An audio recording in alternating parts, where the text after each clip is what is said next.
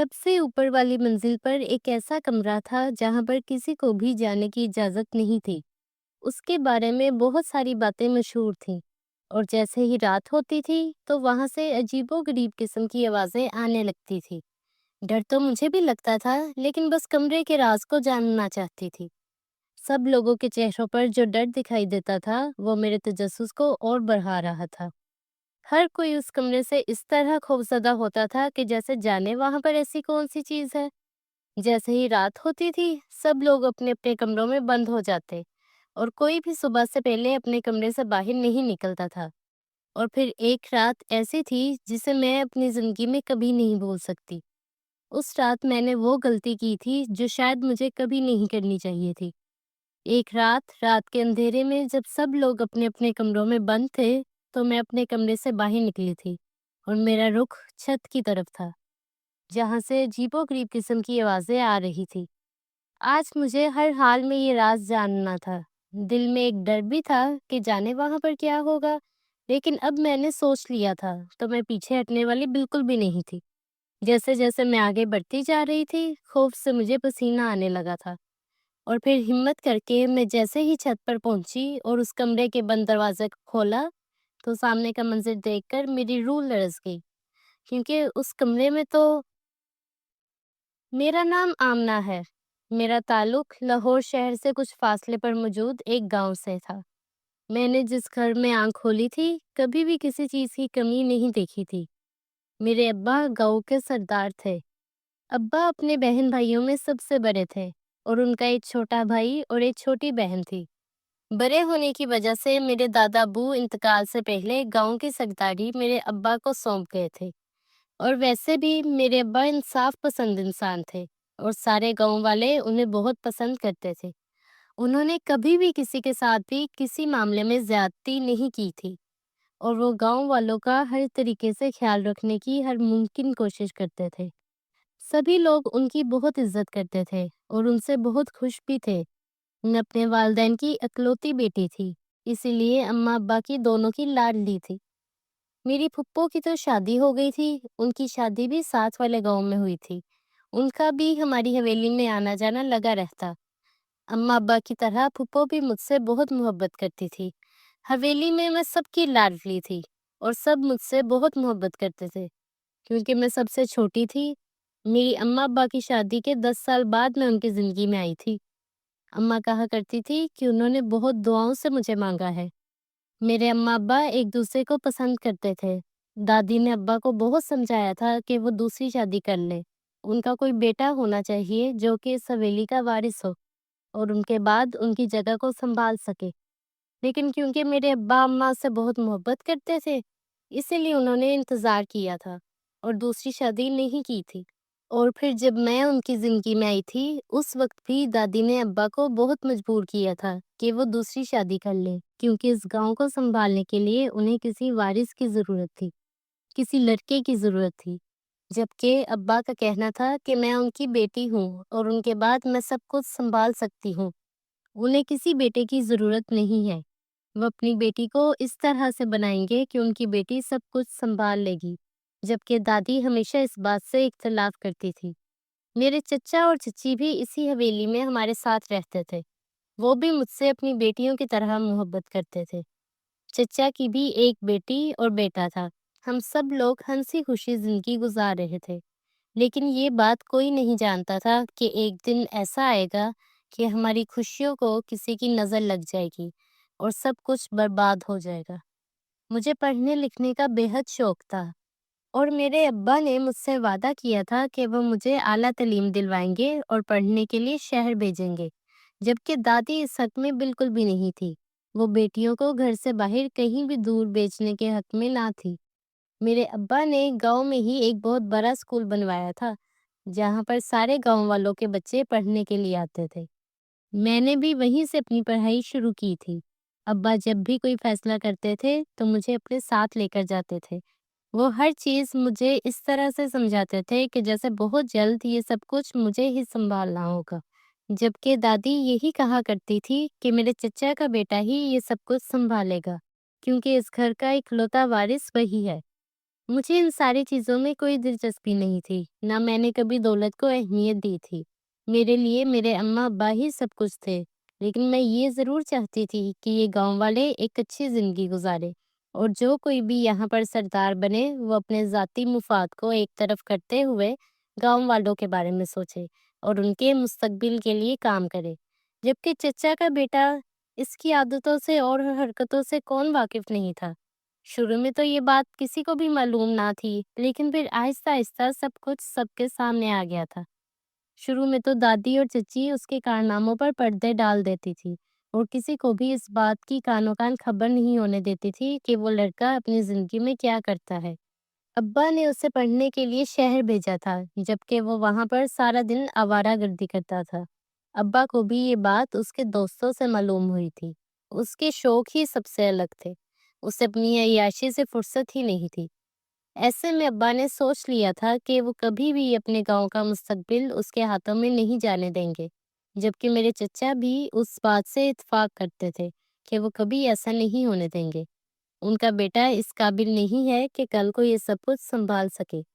उन्होंने उसे समझाने की बहुत कोशिश की थी कि वो अपनी हरकतें ठीक करे, लेकिन अब जिस किस्म की आदतें उसकी बन गई थी, अब वो सब कुछ छोड़ना उसके लिए इतना आसान नहीं था। वो जब भी गाँव आता था, अब्बा के सामने यही ज़ाहिर करता था कि उसने सब कुछ छोड़ दिया है, लेकिन हवेली में भी वो छुप-छुप कर वही काम करता था। जबकि दादी हर बात पर यही कहती थी कि अभी वो छोटा है और उसकी उम्र में तकरीबन सभी लड़के इसी मिजाज के होते हैं। जैसे ही वो बड़ा होगा, समझदार होगा, उसके ऊपर ज़िम्मेदारी पड़ेगी, तो वो सब कुछ अच्छे तरीके से सँभाल लेगा। मगर अब्बा-अम्मा इस बात से बिल्कुल भी इत्तेफ़ाक नहीं करते थे। वक़्त इसी तरह से गुज़र रहा था। मैंने अपने स्कूल की पढ़ाई मुकम्मल कर ली थी और मुझे आगे पढ़ना था और उसके लिए मुझे कॉलेज में दाखिला लेना था। अब्बा ने क्योंकि मुझसे वादा किया था कि वो मुझे पढ़ने के लिए शहर भेजेंगे, इसीलिए उन्होंने सारी तैयारी मुकम्मल करवा ली थी। दादी मुझे हवेली से बाहर भेजने के लिए तैयार नहीं थी। यही कहती थी कि अम्मा मुझे घरदारी सिखाएँ और थोड़े वक़्त बाद वो मेरी शादी करवा देंगी।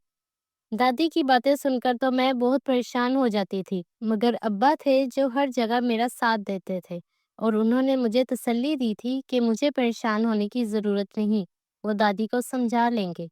एक दिन इसी तरह से अम्मा अब्बा को किसी काम से शहर जाना था, मुझे भी उनके साथ ही जाना था। लेकिन फिर अचानक से ही दादी ने बताया कि हवेली में कुछ मेहमानों ने आना है, इसीलिए अम्मा अब्बा मुझे घर छोड़ दें और फिर मेरे अम्मा-अब्बा अकेले ही शहर के लिए चले गए थे। अगर मुझे मालूम होता कि ये दिन मेरी ज़िंदगी का सबसे बुरा दिन होगा, तो मैं कभी भी उन्हें जाने ना देती। उस दिन मेरे अम्मा-अब्बा गए तो बिल्कुल ठीक थे, लेकिन वापस नहीं आए थे। उनकी गाड़ी का इस कदर बुरे तरीके से एक्सीडेंट हुआ था कि मेरे अम्मा-अब्बा दोनों का इंतकाल हो गया था। हमारी हवेली के लिए ये किसी क़यामत से कम नहीं था। जब ये खबर यहाँ पर पहुँची थी कि इस हादसे में अम्मा-अब्बा दोनों जान से चले गए हैं, मेरे लिए तो ये सदमा बहुत बड़ा था और उसे बर्दाश्त करना शायद मेरे बस में भी न था। लेकिन चचा ने और चची ने मुझे बहुत सँभाला था। अम्मा-अब्बा के जाने के बाद तो दादी का रवैया भी काफ़ी बेहतर हो गया था। ऐसा नहीं था कि दादी मुझसे मोहब्बत नहीं करती थी, वो भी मुझसे बहुत प्यार करती थी, लेकिन बस कुछ पुराने ख़्यालात की वजह से वो मुझे अक्सर चीज़ों पे रोक-टोक करती थी। लेकिन अम्मा-अब्बा के जाने के बाद तो उन्होंने मुझे अपने सीने से लगा लिया था। सब लोगों की मोहब्बत ही थी जो मैं आहिस्ता-आहिस्ता इस गम से बाहर आने लगी थी। लेकिन अब इस हवेली में मेरा बिल्कुल भी दिल नहीं लगता था। अब्बा के बाद चचा ने ये सब कुछ सँभाल लिया था। उनका कहना था कि ये सब कुछ मेरे अब्बा की अमानत है और वादे के मुताबिक एक दिन ये सब कुछ मुझे ही सँभालना है। लेकिन जब तक मैं इस काबिल नहीं हो जाती तब तक चचा सब कुछ देखेंगे और जैसा कि मेरे अब्बा ने फैसला किया था कि ये सब कुछ आखिर में मैं ही सँभालूँगी, वो कभी भी अपने बेटे को ये सब कुछ नहीं सौंपेंगे क्योंकि वो अपने बेटे की आदतों से और उसकी अय्याश तबीयत से अच्छी तरह से वाकिफ़ थे। क्या हुआ जो मेरे अब्बा इस दुनिया में नहीं रहे थे? चचा का कहना था कि वो अभी मौजूद हैं और वो कभी भी अपनी ज़िंदगी में कोई गलत फैसला नहीं लेंगे। वो मेरे अब्बा के ही छोटे भाई थे और उनकी आदतें भी बिल्कुल अब्बा जैसी थी। अब तो मैं वैसे भी हवेली में नहीं रहना चाहती थी। एक वजह तो अम्मा-अब्बा का चले जाना था और एक और वजह थी जो मैंने अभी तक किसी को नहीं बताई थी। पिछले कुछ अरसे से मुझे ऐसा लगता था कि जैसे हर वक्त कोई मेरा पीछा करता है। जब भी मैं अब्बा के साथ कभी घर से बाहर जाती थी, तब भी मुझे ऐसा लगता था कि जैसे कोई मेरा पीछा करता है। और हवेली में भी ऐसा लगता था, जैसे कोई छुप-छुप कर मुझे देखता है। लेकिन ये बात मैंने किसी को नहीं बताई थी। मैंने सोचा था कि मैं अब्बा से इस बारे में बात करूँगी, क्योंकि ये मेरा वहम नहीं था। पिछले 1 साल से मुझे ऐसा महसूस हो रहा था। और अब तो बात यहाँ तक बढ़ गई थी कि मुझे अपने कमरे में भी सोते हुए किसी की मौजूदगी का एहसास होता था। इससे पहले कि मैं अब्बा से इस बात का ज़िक्र करती, वो मुझे छोड़कर ही चले गए थे। ये बात मैं चचा को भी बता सकती थी और मुझे पूरा यकीन था कि वो मेरी ये बात को ज़रूर समझेंगे और उस शख्स को ढूँढ लेंगे जो भी मेरा पीछा करता था। लेकिन फ़िलहाल मैंने यहाँ से जाना बेहतर समझा था, क्योंकि इस हवेली में मुझे अम्मा-अब्बा की याद सताती थी। मुझे तो वैसे भी अपनी पढ़ाई के लिए शहर जाना ही था। मुझे अब्बा का ख्वाब पूरा करना था और उनके गाँव को सँभालना था, जिससे वो बेहद मोहब्बत करते थे और जिसके लिए उन्होंने अपनी सारी ज़िंदगी लगा दी थी। मैंने चचा से इस बारे में बात की थी। अब्बा ने मेरे जाने के इंतज़ामात तो पहले ही मुकम्मल कर दिए थे और एक अच्छे कॉलेज में मेरा दाखिला भी हो गया था। लेकिन अब सबसे बड़ा मसला मेरे रहने का था। चचा ने मुझसे यही कहा कि वो वहाँ पर एक छोटा-सा घर खरीद लेते हैं, जहाँ पर मैं आसानी से रहकर अपनी पढ़ाई मुकम्मल कर लूँगी। लेकिन मैं सिर्फ़ अपने सुकून के लिए इतने ज़्यादा पैसे खर्च नहीं करवाना चाहती थी। इसीलिए मैंने चचा से ये कहा कि वो मुझे किसी हॉस्टल में भिजवा दें, जहाँ सब लड़कियाँ रहती हैं। मैं भी वहीं रह लूँगी। चचा मुझे हॉस्टल भेजने के लिए पहले तैयार न थे। उनका कहना था कि वहाँ की ज़िंदगी बहुत मुश्किल होती है, सिर्फ एक कमरे में गुज़ारा करना पड़ता है। मैं इतनी बड़ी हवेली में रहने वाली एक छोटे से कमरे में कैसे रहूँगी? मगर मुझे अब किसी चीज़ से कोई फ़र्क नहीं पड़ता था। मेरा मकसद सिर्फ अपनी तालीम मुकम्मल करना था और अपने अब्बा के ख्वाब को पूरा करना था। इसीलिए मैंने चचा से कहा कि मुझे इस बात पर कोई इतराज़ नहीं है। मैं एक कमरे में गुज़ारा कर लूँगी। वो बस किसी हॉस्टल में मेरा दाखिला करवा दें। मेरे कहने के मुताबिक चचा ने शहर में हॉस्टल में मेरे रहने का इंतज़ाम करवा दिया था। ये हॉस्टल शहर का सबसे पुराना हॉस्टल था। चचा का कहना था कि जो आजकल नए हॉस्टल बन रहे हैं, उन्हें उन पर यकीन नहीं। ये काफ़ी पुराना है, इसीलिए यही मेरे लिए ठीक रहेगा। और फिर मैंने हॉस्टल जाने की तैयारी शुरू कर दी थी। अपनी ज़रूरत का सामान रखा था, अम्मा-अब्बा की तस्वीरें और कुछ और सामान रखा था। और उसके बाद चचा मुझे मेरे हॉस्टल छोड़ आए थे। उसके साथ ही उन्होंने मुझसे कहा था कि वो वक़्त निकाल कर मुझसे मिलने भी आते रहेंगे। मुझे फ़िक्र करने की ज़रूरत नहीं है और अगर मुझे किसी चीज़ की ज़रूरत हो तो मैं उन्हें फ़ोन कर दूँ। वो उसी टाइम वो चीज़ मेरे हॉस्टल पहुँचा देंगे। क्योंकि मैं अपनी ज़रूरत की हर चीज़ पहले ही अपने साथ लेकर आई थी, इसीलिए मुझे मज़ीद किसी चीज़ की ज़रूरत नहीं थी। मैंने अपने कमरे को अपने तरीके से सेट किया था और अपनी पढ़ाई पर ध्यान देना शुरू कर दिया था। मुझे इस हॉस्टल में आए हुए अभी 1 हफ्ता ही गुज़रा था जब मुझे यहाँ पर अजीबो-गरीब किस्म की बातें सुनने को मिली। इस हॉस्टल में एक कमरे में 2 या 2 से ज़्यादा लड़कियाँ रहती थीं। लेकिन क्योंकि मैं हवेली से आई थी, इसीलिए चचा ने मेरे लिए एक अलग कमरे का बंदोबस्त करवाया था, जिसमें मैं सिर्फ़ अकेली रहती थी। हॉस्टल में जितनी भी लड़कियां मौजूद थीं, जैसे ही शाम होती थी तो सब अपने-अपने कमरों में बंद हो जाती थीं और यही कहती थी कि सुबह होने से पहले कोई भी अपने कमरे से बाहर ना निकले। मुझे ये बात समझ नहीं आई थी और फिर हॉस्टल में ही मेरी एक बहुत अच्छी सहेली बनी, जिसने मुझे ये बात बताई कि ये हॉस्टल बहुत पुराना है और यहाँ पर जिन्नात का साया है। उसका कहना था कि छत पर एक कमरा है जो कि बहुत सालों से बंद है और उस कमरे से मुतल्लिक बहुत सारी कहानियाँ यहाँ पर मशहूर हैं। किसी का कहना था कि हॉस्टल के उस कमरे में एक लड़की रहती थी और फिर अचानक ही एक रात बहुत बुरे तरीके से उसकी मौत हो गई थी। बहुत कोशिश की गई थी ये जानने की कि आखिर उसकी मौत कैसे हुई, लेकिन कोई नहीं जान पाया था कि उसकी मौत के पीछे वजह क्या थी। इसीलिए उस दिन के बाद से उस कमरे को बंद कर दिया गया था। वो लड़की बहुत अलग-थलग रहने वाली थी, इसीलिए उसे छत पर बना हुआ कमरा दिया गया था। वो लड़की ना तो किसी से ज़्यादा बात करती थी और ना ही किसी से घुलती-मिलती थी और उसने खुद हॉस्टल वालों को कहकर छत पर मौजूद वो कमरा लिया था और अक्सर रात को छत से बहुत अजीब किस्म की आवाज़ें आती थी और सुबह होने पर कोई भी उस लड़की से उस बारे में पूछता तो वो किसी की बात का कोई जवाब न देती थी। اس کے چہرے کو دیکھ کر ایسا لگتا تھا کہ جیسے وہ کسی چیز سے خوفزدہ رہتی ہے، مگر وہ کسی سے بھی یہ بات نہیں کہتی تھی۔ اور پھر اسے یہاں آئے ہوئے 1 ہفتہ ہی گزرا تھا کہ جب اتنے برے طریقے سے اس کی موت ہو گئی۔ بس یہی کہانی تھی، اور اس کے بعد آج تک کوئی اس کمرے میں نہیں رہا اور نہ ہی کبھی اس کمرے میں گیا ہے۔ اس کمرے پر تالا پڑا رہتا ہے، کوئی اسے نہیں کھولتا، سبھی لوگ ابھی بھی چھت پر جانے سے ڈرتے ہیں، اور رات کے وقت کوئی بھی اس طرف کا رخ نہیں کرتا، کیونکہ ابھی بھی رات کے وقت وہاں سے عجیب و غریب قسم کی آوازیں آتی ہیں، اور اگر کوئی بھی وہاں جانے کی غلطی کرتا ہے تو پھر وہ دوبارہ کبھی واپس نہیں آتا اور نہ ہی اس ہاسٹل میں دکھائی دیتا ہے۔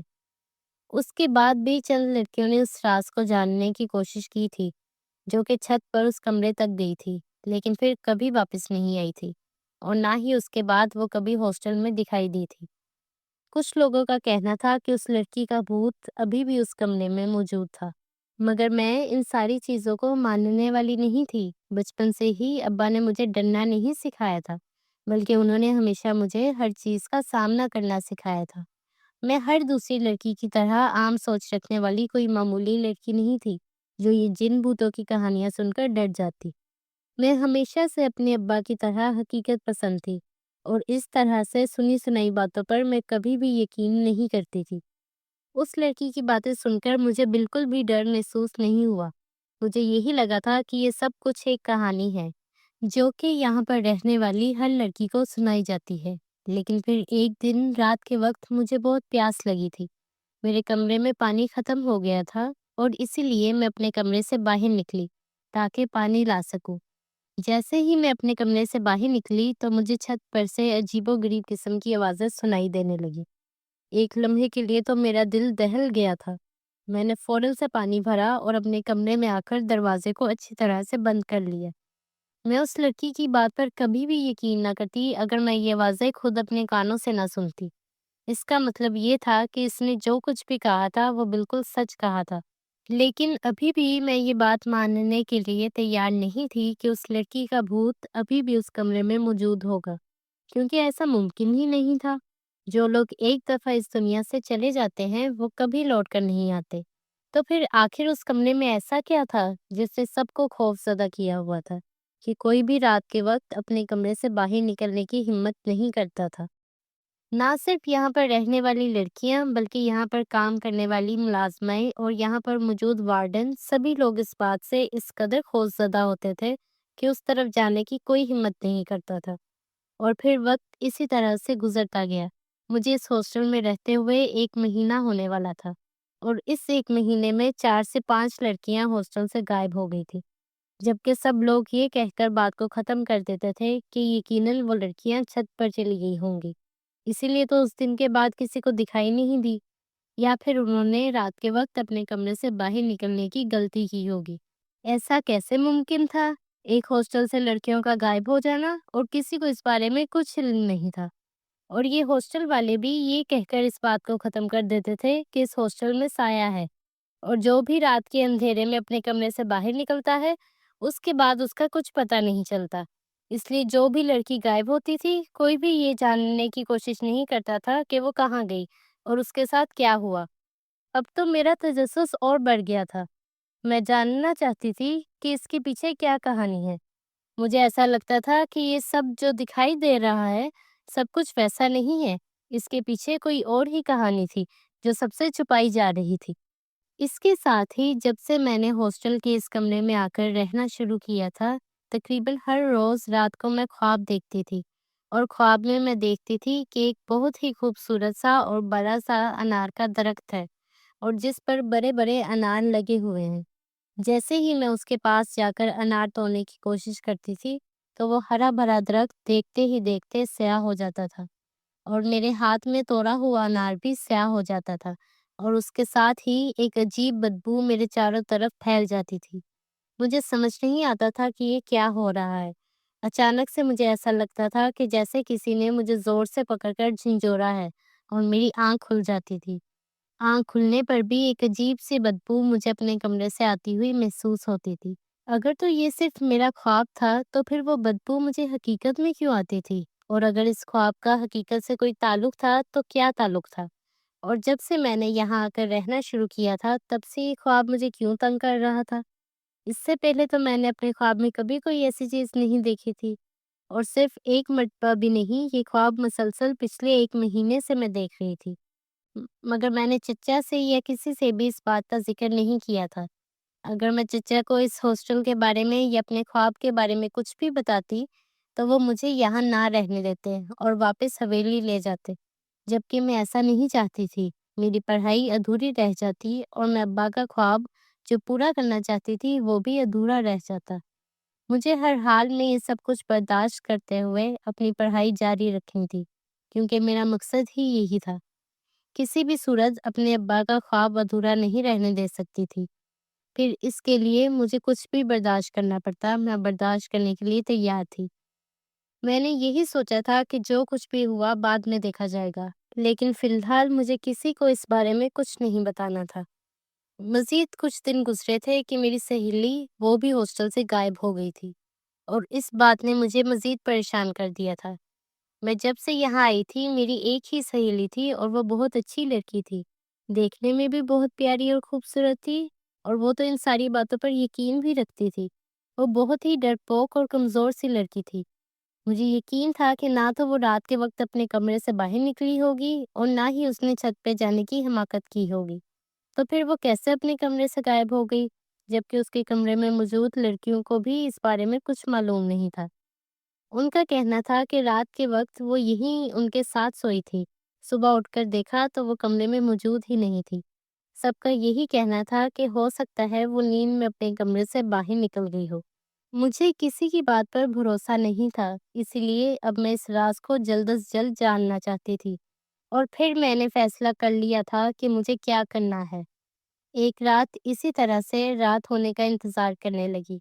جیسے ہی آدھی رات گزری اور مجھے یقین ہو گیا کہ اب سب لوگ اپنے اپنے کمروں میں گہری نیند سو چکے ہیں، تو میں نے اپنے کمرے کا دروازہ کھولا اور کمرے سے باہر نکل آئی۔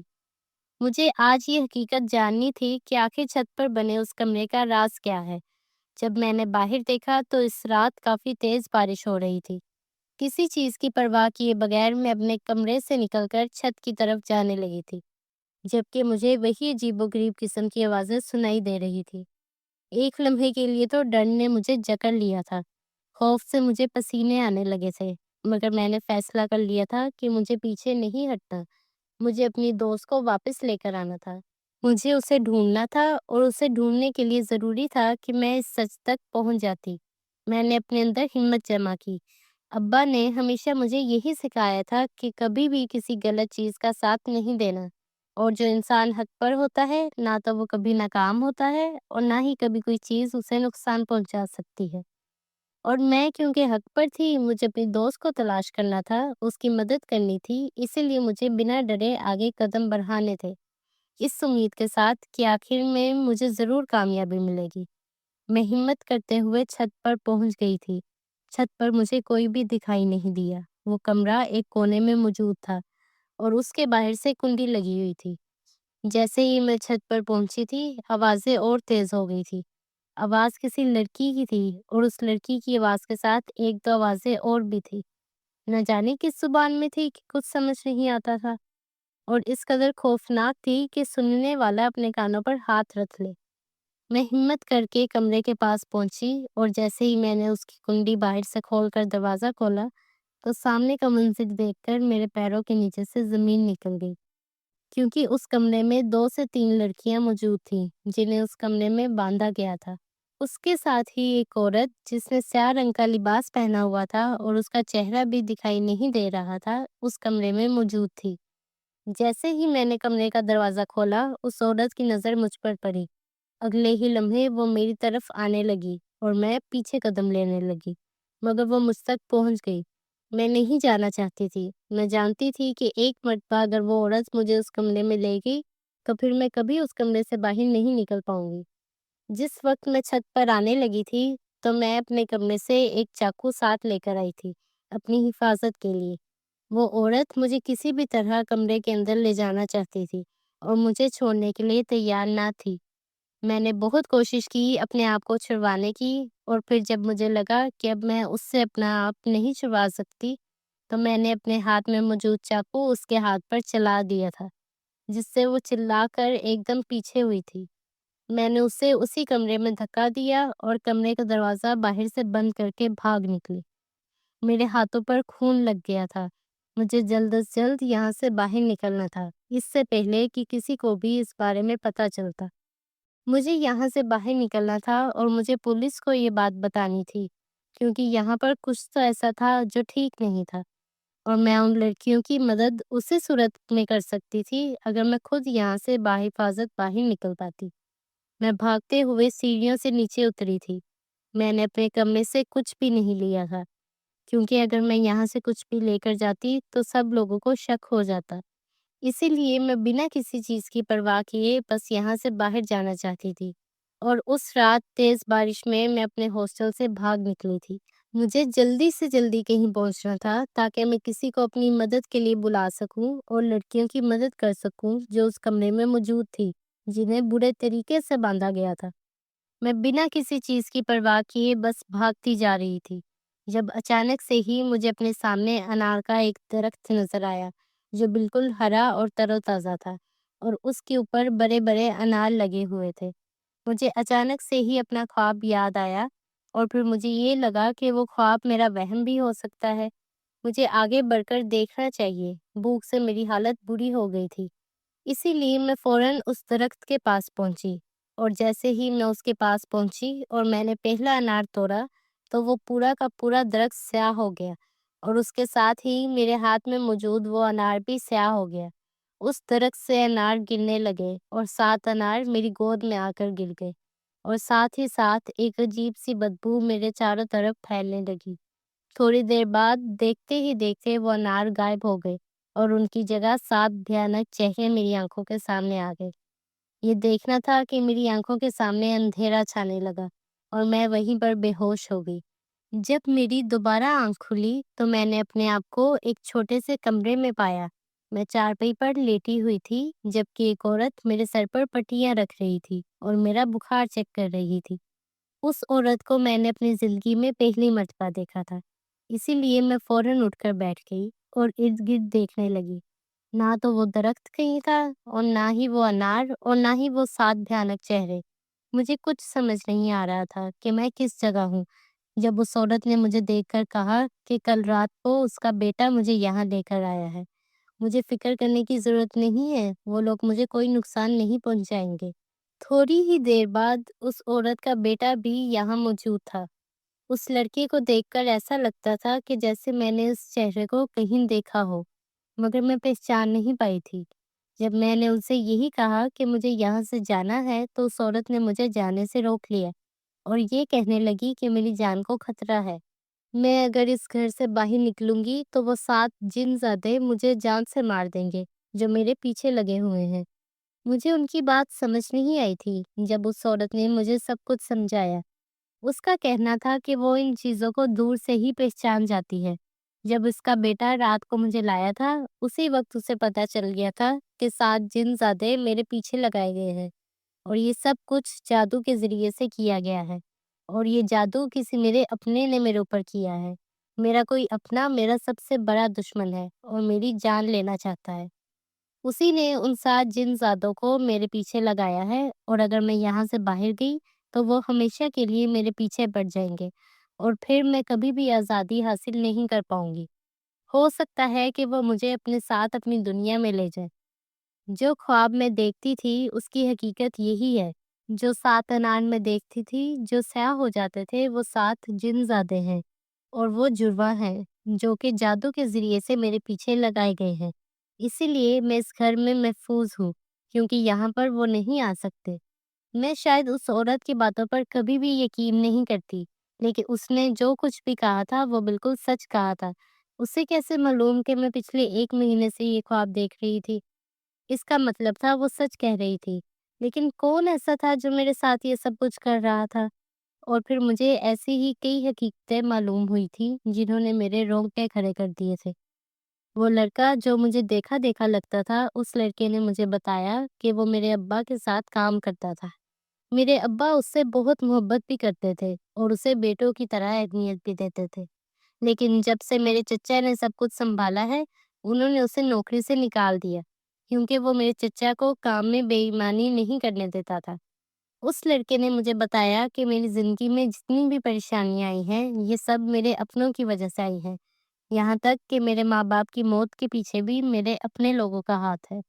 میرے اماں ابا کے ساتھ جو حادثہ ہوا تھا، وہ کوئی حادثہ نہیں تھا، بلکہ یہ سب کچھ جان بوجھ کر کیا گیا تھا۔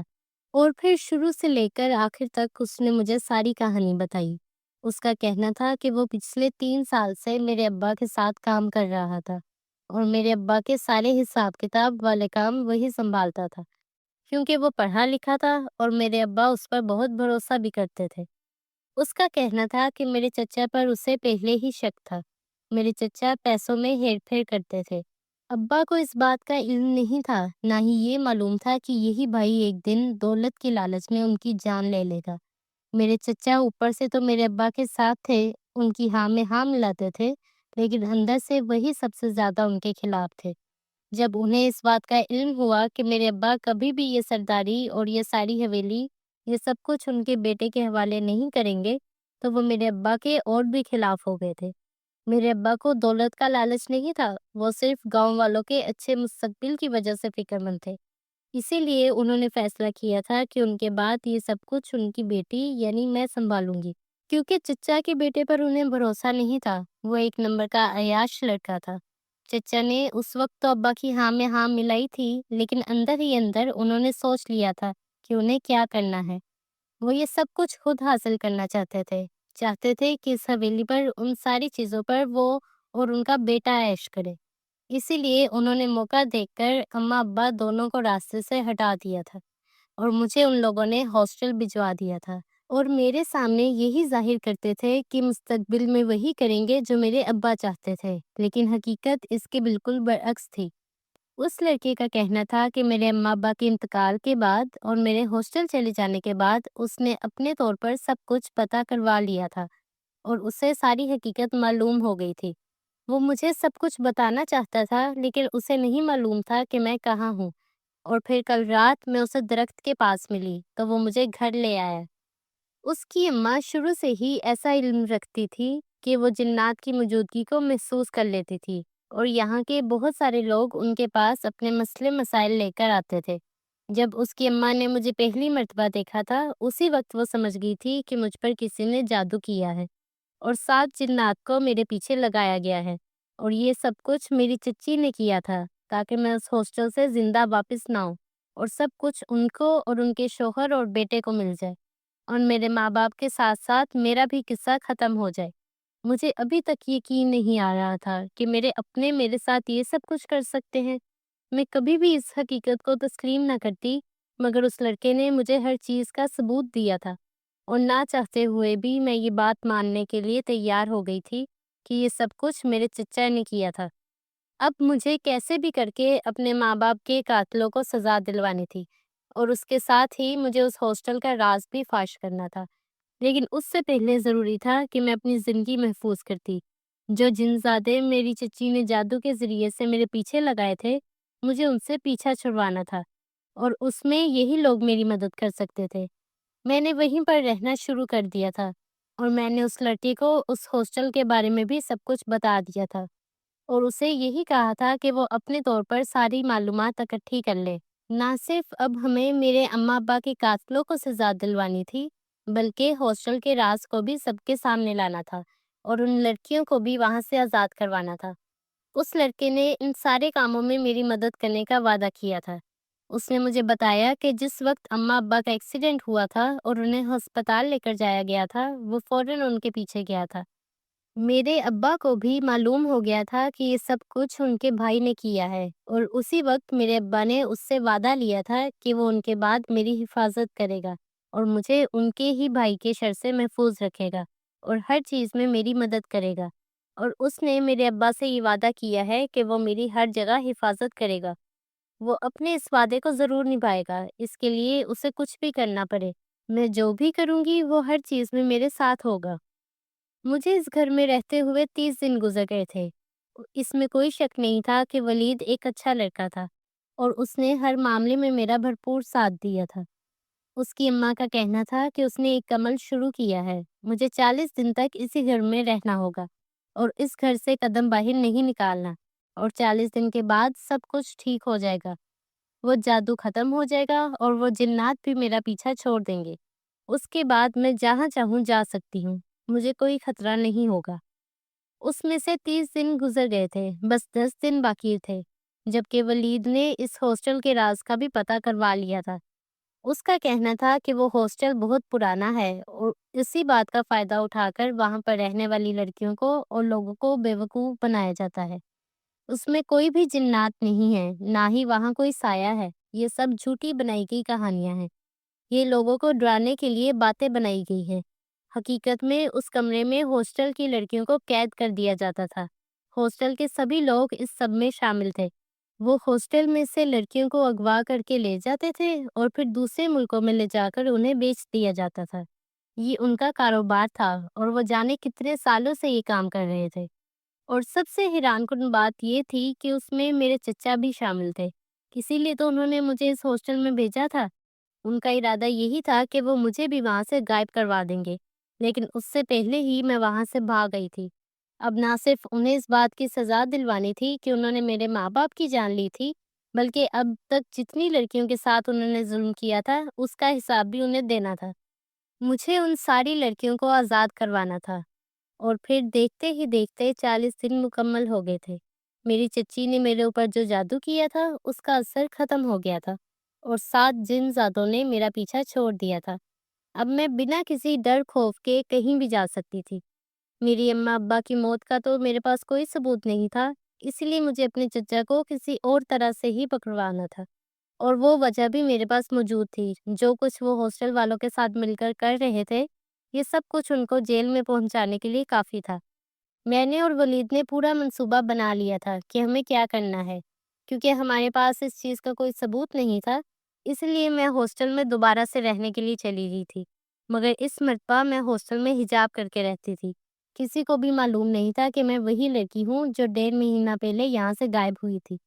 ولید کے کہنے کے مطابق میں 1 ہفتہ وہاں پر رہی تھی، اور اس کے بعد میں ایک رات اس کمرے تک پہنچ گئی، اور پھر جیسے ہی اس عورت نے مجھے اس کمرے میں قید کیا، ولید پولیس کو لے کر وہاں پہنچ گیا اور سارا راز کھل کر سب کے سامنے آ گیا۔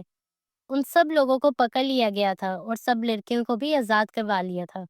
ان سب نے اپنے جرم کا اعتراف کر لیا تھا کہ وہ پچھلے کئی سالوں سے یہاں پر موجود لڑکیوں کو دھوکہ دے رہے تھے۔ انہیں بھوت کی کہانیاں سنا کر ڈرا دیا جاتا تھا اور پھر لڑکیوں کو ان کے کمروں سے ہی اغوا کر لیا جاتا تھا، اور کسی کو بھی اس بات کا علم نہیں ہوتا تھا۔ ان کے گھر والوں کو اور رشتہ داروں کو یہی کہا جاتا تھا کہ انہوں نے اپنے کمرے سے باہر نکلنے کی غلطی کی ہوگی۔ یہاں پر جنات ہیں، اسی لیے کسی کو معلوم نہیں کہ وہ کہاں چلی گئی۔ لیکن حقیقت کیا تھی اب کھل کر سب کے سامنے آ گئی تھی۔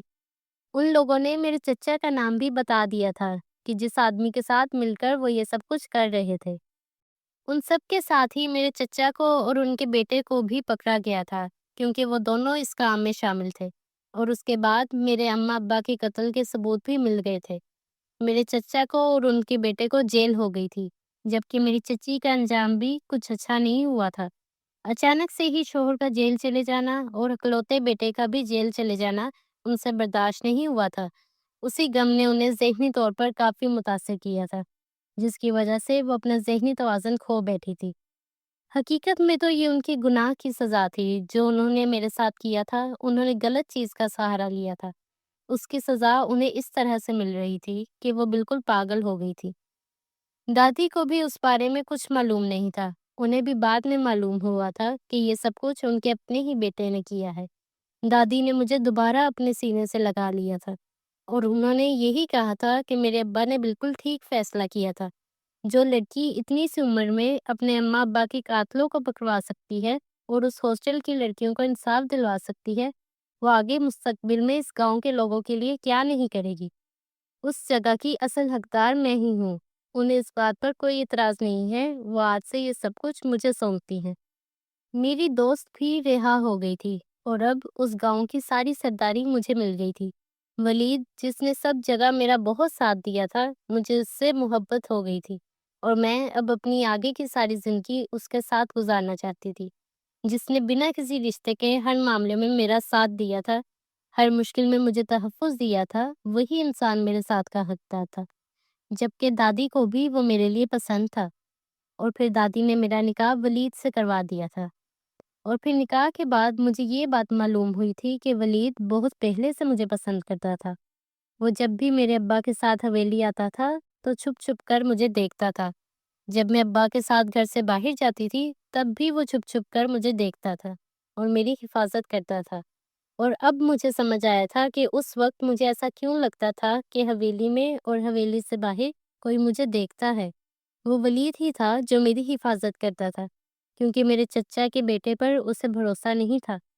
میری زندگی میں سب کچھ ٹھیک ہو گیا تھا۔ ولید نے میرے ساتھ مل کر اس کام کو اچھے طریقے سے سنبھال لیا تھا۔ میں نے اپنی پڑھائی بھی جاری رکھی تھی، سب کچھ اپنی جگہ ٹھیک ہو گیا تھا، لیکن میرے ماں باپ مجھے واپس نہیں ملے تھے۔ مگر مجھے اس بات کی تسلی تھی کہ میں نے ان کے قاتلوں کو ان کے انجام تک پہنچا دیا ہے۔